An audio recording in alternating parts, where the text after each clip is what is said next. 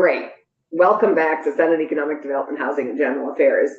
Counselor Zadatny, would you be kind enough to put up our revised amendment? What number is it? And we'll identify the changes, and then we're hoping we will be able to discuss this further and vote it out. Okay, this is version 4.1. And again, Sophie Zadatny for the Office of Legislative Counsel for the record.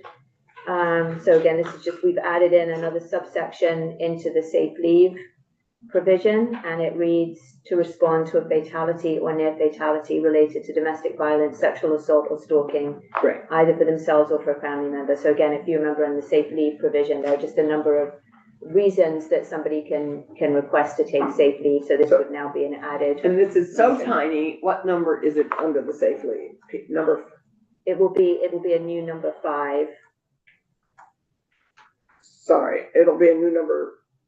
Romanet Subsection 5? 5. Yes. A new number Romanet 5 under safe leave?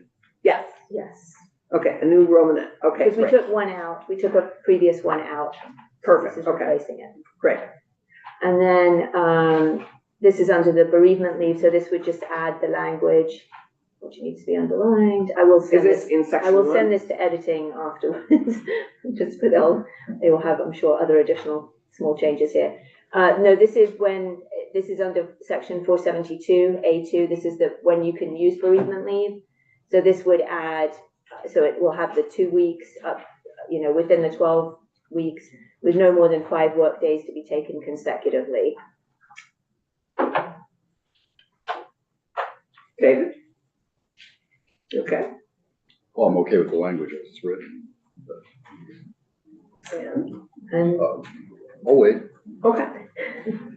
And then the final one was to do with the identification of the family member. So this would be keeping the language that's currently in there the same, but then adding the sentence, if the leave is for a family member, the employer may request documentation identifying a qualifying family relationship.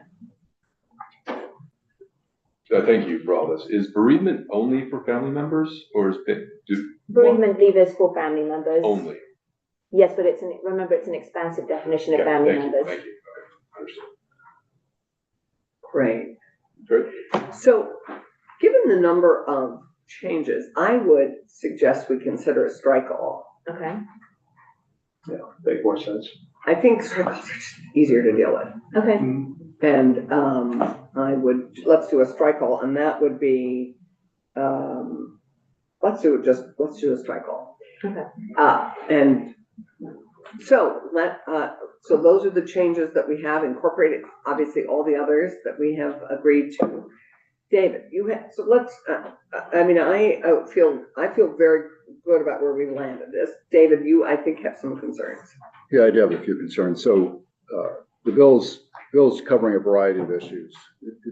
It's a wide variety of issues, and I certainly support compliance with federal law, federal guidelines. I support the victims of domestic violence and such.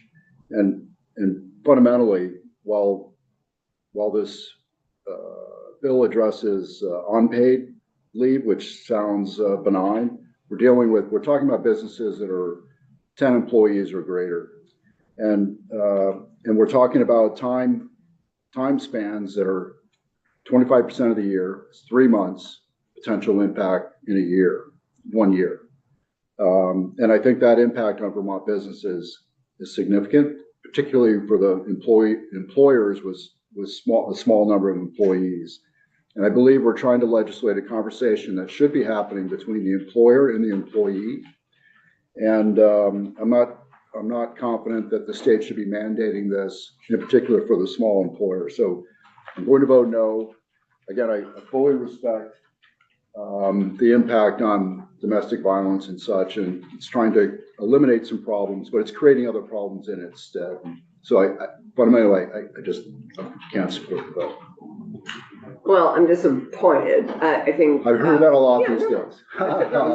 it's great.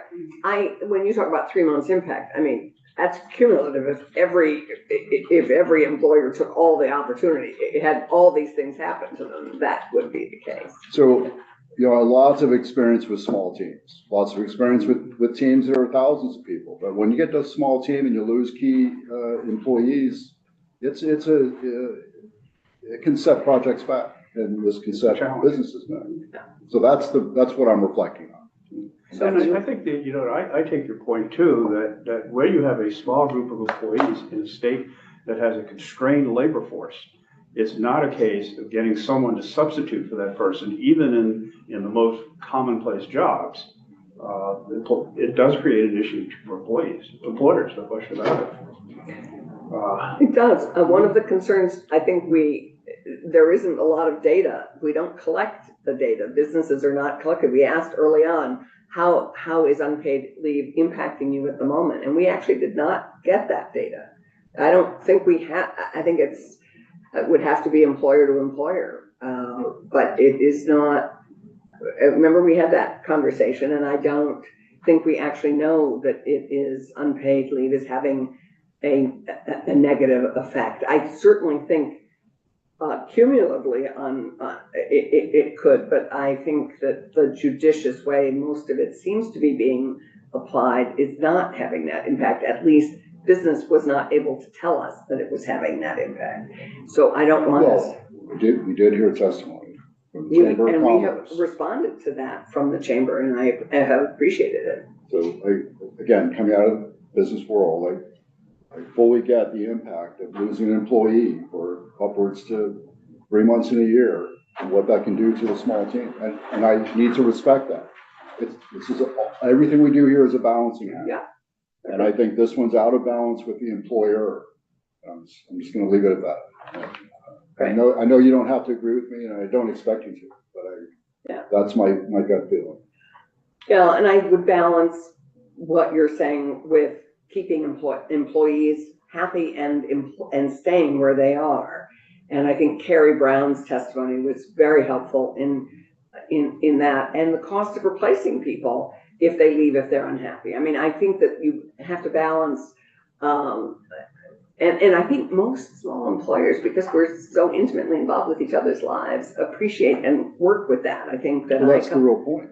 Yeah. So nothing in this precludes the employer and the employee having a conversation about unpaid leave. right, but We're paid, whatever. But to mandate it by legislation, I just think is a step too. it's already mandated. Most of this is already mandated by federal law, and you're right, expanded in some measure in Vermont. So I'm in support of the bill, but I'm very sensitive to what you're saying, Senator Weeks. I feel like 10 employees is just such a low threshold. And those small businesses, when you take a job with a small business, you recognize you're not going to have the benefits that you get with larger organizations. So I'm going to support this bill. I just almost think that 50 is that threshold that we use a lot in this state for small businesses. So if I could rewind time, I would have had that debate, but I think it got to a place that I can support it. No worries.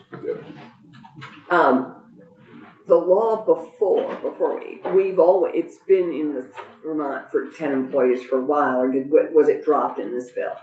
Yeah, no, so that's what I was going to add. So what this bill is doing is adding the ability to take leave for bereavement leave, for safe leave, and then reflecting a change at the federal level on the qualifying military leave. It's not adding to the current up to 12 weeks that's currently provided.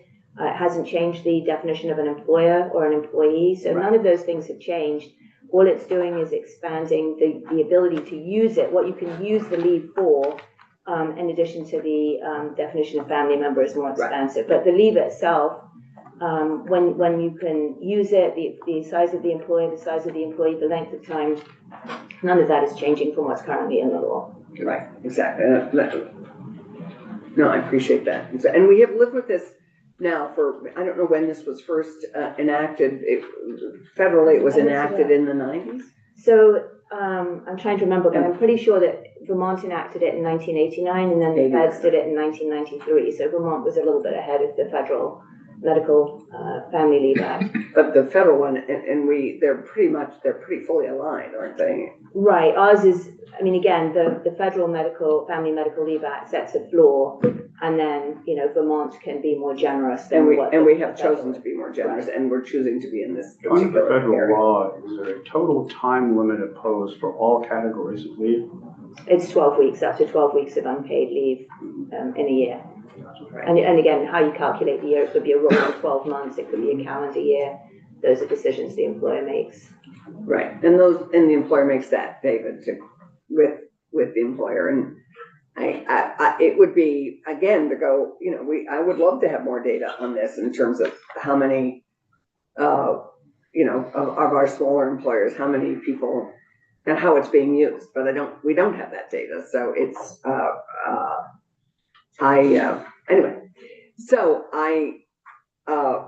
Randy, your thoughts on, Thomas, you and I are both, I think, pretty clear on. I'm supporting these supportive changes. of the bill. I think it's important on the one hand, but I do have some cautions and have some concerns. And I'm also interested in how we can get data to validate whether or not this is in fact causing the harm that some of us fear. So to that end, and I think that's a good discussion, because I think we asked that question early on, and it would be interesting to look to our employers to see how we could get that data next time we address this. Both We look to for organizations paid like and- the Chamber, for example, as to whether or not they have any thoughts as to how they could gather from their members, but I want to make sure it's not just the chambers. Right. But Oh, no, the beyond that. VBSR and lots of other. Yeah, there are other organizations too. I'm very hesitant to try to impose some kind of requirement to collect the data, because then, you're Right. creating more of a bureaucratic hurdle. Right, and I don't think we're prepared to do that at the moment. Not. But I do think, given that we have had David, before you joined us, and sort of on the cusp of when Thomas joined us, we have had in this building, very robust paid family leave discussion. So in many ways, knowing both those pieces as we go probably back into that discussion at some point in the future, it would be good for us to know all that data. So I would entertain a motion to move. So do we need what would be the draft if we did a strike call? What would it be called? I guess I would call it 5. 5, okay.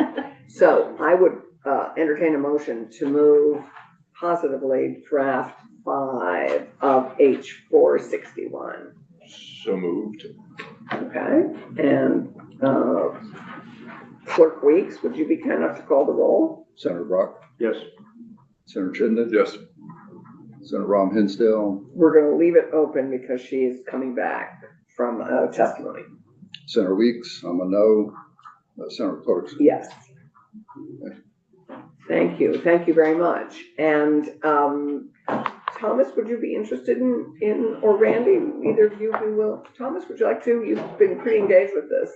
You don't want to? No, because I will have some comments, I think. Okay, so, sure, I'll do it. Okay, great, terrific. Thank you. Thank you, everybody. And let's keep that open. Why don't you keep that open, David, and we'll get Keisha when she comes in. Terrific. Why don't we take, we're going to shift to cannabis. And thank you, everybody. Thank you, advocates. I think a good landing spot. And